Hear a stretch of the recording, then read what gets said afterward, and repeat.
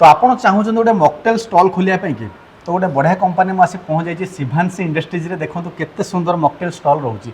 अच्छा सर आपंकर जो मॉकटेल स्टॉल रोचे आ विषय किसी कहतु कौन सब फीचर्स? आम ओडिशा प्रथम कंपनी जे कि मॉकटेल काउंटर आम मैंने मैन्युफैक्चरिंग करूछु। आ ये मॉकटेल काउंटर खासियत हूँ जे आपन को सोडा आपन को बाहर किणा पड़ोनी आपन ए मेसीन माध्यम रे सोडा एठी तयारी करि परिबे जहा कि नॉन इलेक्ट्रिक रहउची बिना इलेक्ट्रिक मध्ये आपन सोडा तयारी करि परिबे केवल बरफ यूज करिकी।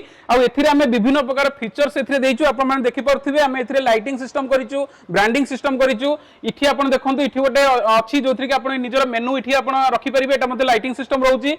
इठी सिस्टम हम देइछु विभिन्न प्रकार आपन जो फ्लेवर गुडी को आपन रखि परिबे ता सहित आउ सबुठु बेस्ट होची एथिरे या होची नॉन इलेक्ट्रिक सोडा मशीन एथिरे गोटे हम गोटे इनबिल्ड करिछु जोथि कि आपन सोडा तयारी करिकि एठी आपन निजर काम करि परिबे।